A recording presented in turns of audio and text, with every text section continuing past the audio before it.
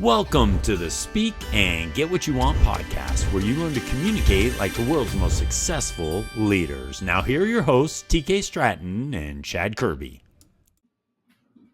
Welcome to the Speak and Get What You Want podcast. You know, the theme today, what we're really wanting to dive into is if you don't ask, you don't get. The book and the podcast are titled Speak and Get What You Want, but that's a really powerful statement. If you don't ask, you don't get. And TK, we were talking about a powerful lesson you learned when you went to dinner with one of Donald Trump's former bankers in New York City. Share that story with us. I love it. Yeah, I think that it goes back to the book, speak and get what you want. And a lot of about speaking and getting what you want is speaking up and asking, and that gives us the opportunity. And, I was just at New York kind of doing some marketing. We were chasing capital for some deals and that's just part of what it takes on some of the things that we do. And I ended up having the privilege of having dinner with a couple of bankers that used to work with Donald Trump, and real impressive guys, really nice guys. And I asked them, I said, how was that? Tell me about some of the deals and things. And they went over one deal in particular where they had some trustee bankers at a table, and they were talking about this particular situation. And Donald at the signing table says, you know what, to do this, I'm going to need $460,000 a month for personal expenses. And they said, he said it with a straight face. And that's what they're like, are you joking? That's what they were thinking in their head. You've got to be kidding. And they started, then the conversations really opened up at the table, and it, kind of got heated, and they're like, you've got to be kidding. You're serious. Like they thought, oh, you're joking. And he wasn't joking. Over $5 million in personal expenses a year. For personal expenses at the signing table. And I was laughing, and I was like, so how'd that go? Did you guys give it to him? And they said, we actually ended up giving it to him. We negotiated out, and we actually ended up giving it to him. So it was a very specific number. And I'm sure it was probably beyond, my personal expenses are $460,000 a month, so that's what I need. I'm sure thought was put into that. So he knew how far he could push the table. And Dan Pena, one of the guys I really follow and listen to, he says within every negotiation, there's a boundary, a zone within that negotiation between the two parties negotiating. And the effective negotiator is the one who can define the boundaries of that comfort zone within that negotiation, and the one who can place the deal inside the boundary of that comfort zone nearest his own interest is the effective negotiator. Interesting. So I'm sure Donald Trump knew how far he could push that. And probably did some math and found out, okay, I can get $460,000, and that's still pencils for this deal. And that's what he did, and he asked for it. But if you don't ask, you don't get. And that's, I think, the moral that I've really tried to really work on myself this past little while is, getting out of our insecurities and feeling like, oh, I'm going to look dumb, or I might be told no, or I'm going to be embarrassed for whatever reason. And that's when you lose, because you were too scared to ask. And it's a simple principle. We were on a flight not too long ago, a pretty long flight, and we were just flying economy, and I had my boys with me, my kids and my family, and they've flown business class before. And so Jack has flown business class. My youngest is Jack. He's 9. Well, he had experienced that before. And so he wanted some snacks and, crackers. He's like, wait a second. The economy snacks aren't like when I was getting business it's not class the same. Totally not the same thing. So he's like, I'm hungry. And so he gets up and we've tried to instill that in our kids. If you don't ask, you don't get. So he walked up to the stewardess over in first class and said, hey, you guys got some snacks, that I can take back. And they saw this 9-year-old kid, and they just loaded him up. They got him cheese, crackers, whatever they had. I can't remember all that he brought back, some drinks, and he rolled it up in his shirt, like carrying it on the stomach of his shirt. came back to the seats and dumped it all out. And he looked at me and pointed his finger. If you don't ask, you don't get. Right. you know, just throwing it in my face. And that's just a strong principle. And kids are typically much better at it because they don't have those insecurities. They're not afraid to ask, Right. or look embarrassed. They don't even think about it. And I They think that's don't. yeah. And I think that's a principle that all of us need to really work on, because if you want something, you're not going to get it typically unless you ask, typically. Right. And Right. typically, you're not going to hurt anything if you do ask. It typically isn't going to kill a deal, and there's no reason why you shouldn't. So ask for all you can. I had another deal I was trying to work out with a property that we were buying. We ended up working out a deal, but they were in it for a pretty high level, and they wanted to maintain that level that they were in the debt in this bank. And I said, well, if you want to maintain that, how about you give us a loan at 0% interest, and then we do it for this, so we can keep you in at that level. And just thought of ways that we could make it happen. And that's zero Sure. percent interest. Who gives a 0% interest loan? Right. And they Right. said, when you look at what was important to them, what was important to them is not losing the basis of where they were at with the deal. So if we could structure a way that, puts the deal closest to our boundary, but still gives them a comfort zone of what they're looking for, they'll do what they can to make it work on their side. And so that's what we did, and they agreed to it. And so it just goes back. The more I practice it, the more we learn. If you don't ask, you don't get. And that's just kind of the moral of the story, I think, and for today's episode, that I think something all of us can work on. Well, and TK, you bring up two very important points that I want to touch on. First, I want to ask, why do you think it? So Jack's 9 years old. Okay, a few years ago, I was with my son Max, and we were checking out at one of those Mexican restaurants that you walk through the line, and you point to the burrito and the all the garnishes, and then you pay for it at the end. Well, we were in kind of a hurry, so I just went to the end and I said, "Hey, listen, this is what he's getting," and I paid for it. Well, when he got to some of the garnishes, guacamole and some other things, um, I didn't pay for that. And so Max goes, "Oh, can you put in some guacamole or some pico de gallo, some of these other things?" And they're like, "Sorry, that costs more." And I'm like, "Max, just we're in a hurry. Let's just get through the line." And Max looks at him and says, "Come on, put a scoop of guacamole on there. Come on, you put a scoop of pico de gallo." And the person looked at him and said, okay. And they did it, right? And I was mortified. I was like, "Dude, what are you doing?" Like Yeah. but he got what he wanted Yeah. because he have to what you referenced earlier. He spoke up. But let me ask you this, TK: what happens from the age of 9 and Max was 15? What happens when they get older and all of a sudden we feel as adults that we can't do that anymore? Now, obviously, Donald Trump believes he can and never quit thinking that way. But why do you think people are hesitant to speak and get what they want? Yeah. Yeah. And it goes for all of us, myself included. It's things I have to work on and continue to do. It takes practice. I think you and I have talked about this, but we get so concerned about what people think about us. Mm.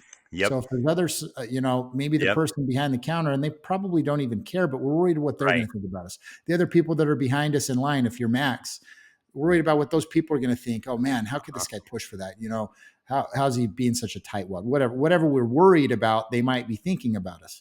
Right. And I think it goes back to the book by Dr. Spock on parenting, and what he talks about is self-esteem is really built from ages 1 to 7.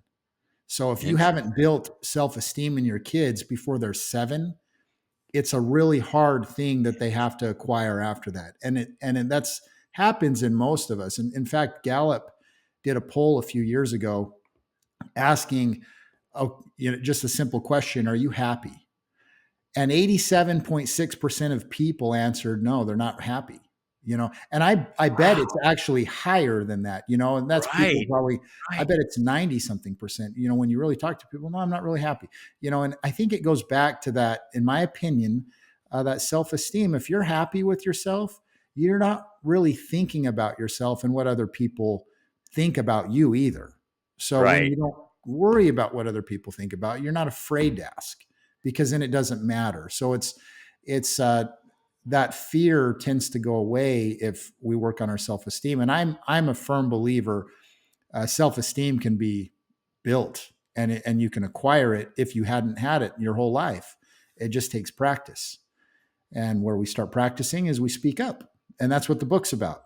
Speak and get what you want. And that takes practice. You just got to do it. You're in line and you don't really want to ask for the guacamole. Well, that's a good small thing to practice on. Why not ask? I want the guacamole. Let's ask. Let's try it.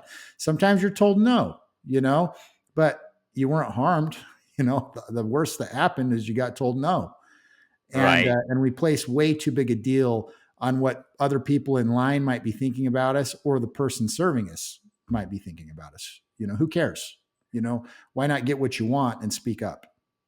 And so, and those who might be listening, TK, this is the second thing I want to really touch on is that how do they really build that confidence when they may feel like they've been told no so many times? So what happens is as we get older, people tell us no, people tell us no, people tell us no, and then we begin to accept that, and we quit dreaming, right? And we think to ourselves, oh, I can't accomplish, I'm limited in what I can accomplish. So as people think about it and say, okay, I'm breaking away from that, I'm going to speak and get what I want, but I really need work on building that confidence. You're saying practice it and it will follow. Yeah, yeah. I think it just comes with practice. I think you just got to do it and then fake it till you make it, And that goes for all of us. We all have our fears, myself included. I have my fears, I have my comfort zones, I have things that make me uncomfortable, and we all have to work on it. We all have to practice, and speaking up and making that happen is one of those things. So I have a daughter who's pretty motivated right now. She's my oldest, and she's been listening a little bit to Kevin O'Leary and some of these other successful people and what they say would really help. And door-to-door sales is really good practice. Hmm. And so she on her Interesting. own kind of did some research for a bug control company, kind of an exterminating company. Uh-huh. And these people go door to door and they sell all summer. And so she decided she wanted to do that. And some of them make really good money over for a young kid, over a 3-month period, but it's hard work. And you're Right. really practicing being told no. Really the stats are you get one yes for every 50 no's, you know. Wow. So Wow. they're knocking on 50 doors to get one person hopefully signed up. It's a lot of work. But think of the practice of that. How many times you're told no, and then no doesn't really become an issue. It becomes kind of a numbers game. Well, the more no's I get, the closer I am to a yes. And I think that's a really good way that we look at life. Why not ask? And the more no's you get, the closer you get to a yes.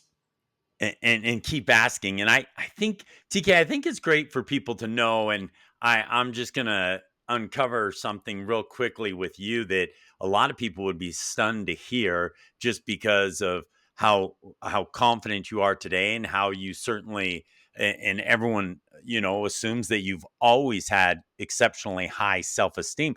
But you've shared with me in some private moments that as you were graduating from high school, and as you were in your young adult time period, that you didn't always have great confidence. In fact, you Yeah. had some pretty strong insecurities. Yeah. So what brought you to where you are today? Because there's a lot of people that are listening, TK, that are beat up, that they're just like, man, I am struggling. And so what do you think was some of the main factors to you really, from a very insecure, maybe low self-esteem individual, being able to establish yourself as you are today? Yeah. Yeah. No, and we all do. We still have our things we got to work through. But I think um, really how you talk to yourself is a big thing. Stop talking negatively about yourself. So that's a big thing. And discovering, okay, what feels better? How does that feel to feel down or insecure? It's not a very good feeling. So why not Right. change? So all you have to do is, Elon Musk had said something that, there's different things. If you give someone a project and you give them 3 months to do it, they're going to take 3 months to do it. If you Right. give them 3 hours to do it, they're going to do it in 3 hours. And so the faster you start working on it, why not just make the change and make it now rather than I'll keep working on it, you know? Why not just make the change? And that starts with just changing how you talk to yourself. I do affirmations, so I have a list of I think what am I at, like 23 affirmations that I read every morning and every night. You know, for myself on, you know, what I want to be, what I want to happen. You know, one of my Mm. affirmations is uh, my wife is able to buy what she wants when she wants. That's important to me. And so those affirmations of goal setting and giving you direction kind of, I think, help us get out of that. You know, Donald Trump himself has said, I heard him say the other day that, you know, you hear about all these kids with depression and all these people. He's like, you know, the best way to get rid of depression, go to work, you know. And I Well, think he includes working on yourself. And that starts with how you talk to yourself. that's amazing. I love that abundance mindset, TK, where you just pointed out that one affirmation there, though, that gets me thinking, where you say to yourself, my wife buys what she wants when she wants, right? And it's that abundance mindset where you don't limit yourself at all. Mhm. You know, why limit yourself? I mean, there's so many opportunities in this world we live in to be successful, to go speak and get what you want. Don't limit yourself. You know, it was interesting. I heard an individual, he had lost his valet tag or something. I can't remember exactly, and he was going to claim his vehicle, and and the individual that was retrieving the car said, "Oh, you lost this. It's going to cost you $50." Huh. And he goes, "It's okay. I'm rich." Right. And he kind of laughed about it, and he got in his car and he drove off. He didn't think about, oh my goodness, the $50. What? And you know what? You Yeah. think about all the energy you would spend Yeah. on, oh my goodness, $50. It cost me $50, that mistake. He just goes, that's okay. I'm rich. And he Yeah. wasn't saying it in a boastful way, TK. He was just saying, I am rich in resources. I'm not gonna, I am not going to let any amount of energy be spent on a $50 lost valet tag, Right. right? He's like, I'm going to only focus on positivity, abundance, and so forth. Right. And I think that's key when you think about really training yourself to speak and get what you want, is managing your energy too, TK. Like, because so many people get caught up in, oh my goodness, there's not enough money for this, or there's not, I can't do that. Don't limit yourself. Yeah. Don't limit yourself. Say, I'm going to go do that. My wife buys what she wants when she wants. I love that mindset. Yeah. Yeah, you know, I Robert Kiyosaki. I think most people know who he is, the rich dad poor dad guy. You know, we had my wife and I had the privilege of having dinner with him and his wife a little while ago, and he talks about it. He even talked about it in dinner. You know, I think he has to continually talk to himself positively, and Mm, that's why he brings these things up in dinner. And sure. that's why, because he says it all the time on video and even had to bring it up in dinner. And I think he does it almost as an affirmation to himself. But he said, you know, when there's something that I really want, rather than thinking about, oh, I can't afford it, change the wording to, okay, how can I afford it? And Ooh, then your mindset starts changing, you know, right? and then you start setting goals that are bigger than where you were. Because how good does that feel? Oh, I can't afford that. Well, that's a pretty, Right. you know, defeated type of attitude, you know, rather than saying, okay, how can I afford this? And then you start thinking differently. And I think that's why he even says it, you know, even when we're at dinner, you know, he brought it up. It's probably an affirmation of his own, you know, so that he can Sure. continue to keep that mindset. And that's just how he talks. That's how he talks to himself. And that goes back to the point you just made moments ago, TK, when you're saying, how are you talking to yourself? Are you saying, oh, I can't afford that? I can't.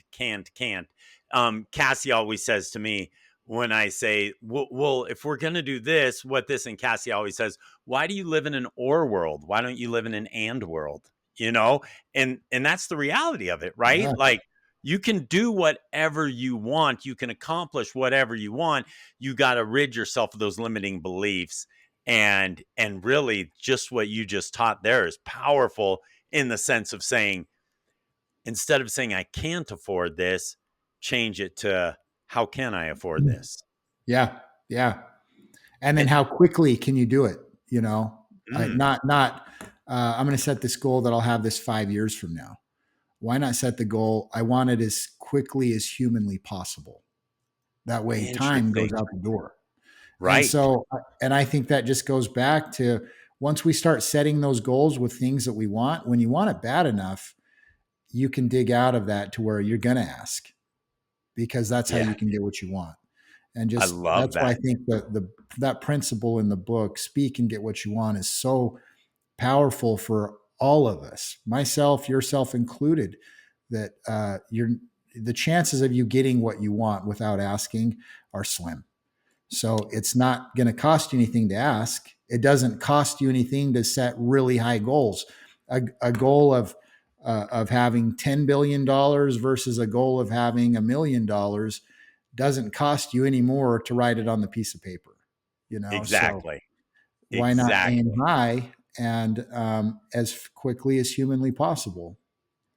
And Oh, then things start changing, in my opinion.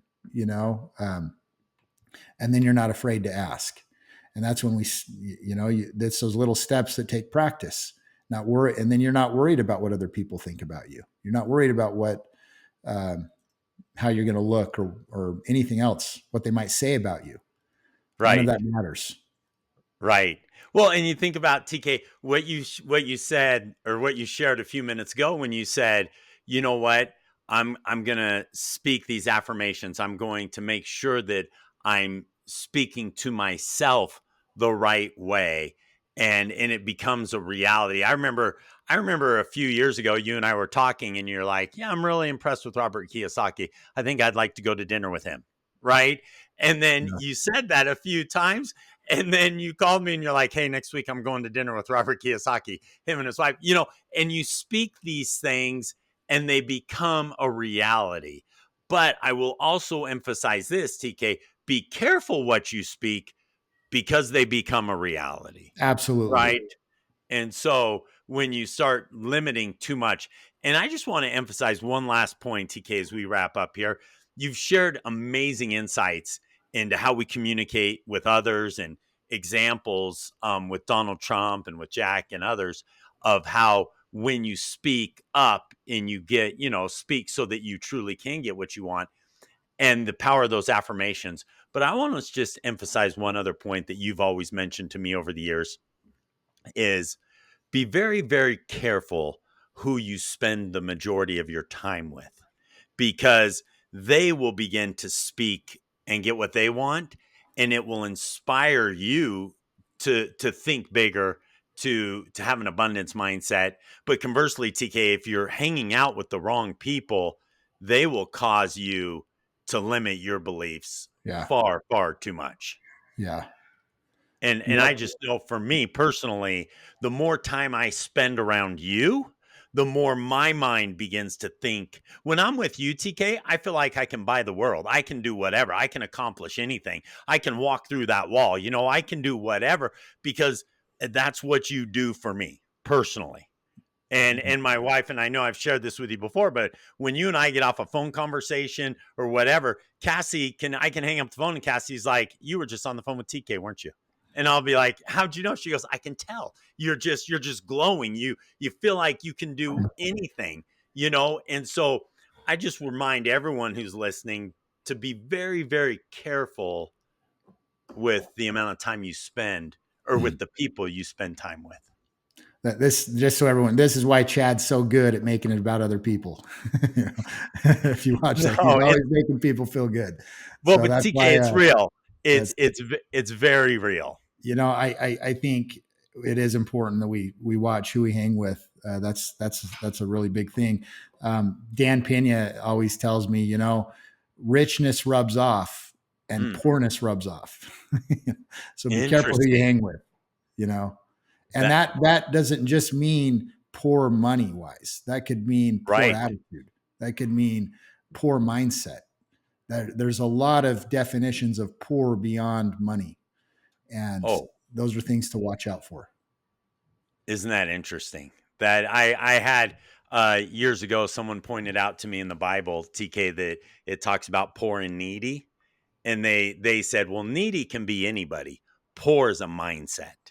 Yeah, And so getting rid of that poor mindset and really surround yourself with people with the abundance mindset, the people that think to themselves, as you referenced, Robert Kiyosaki, not saying I can't afford it, but rather, how can I afford it? absolutely. And truly speak and get what you want. I love it, TK. Love the insights. Love spending time with you. What you shared was game changing and life changing for those listening. TK, have an amazing, amazing day, and we'll see you all again soon. Take care. Bye Bye, now. guys.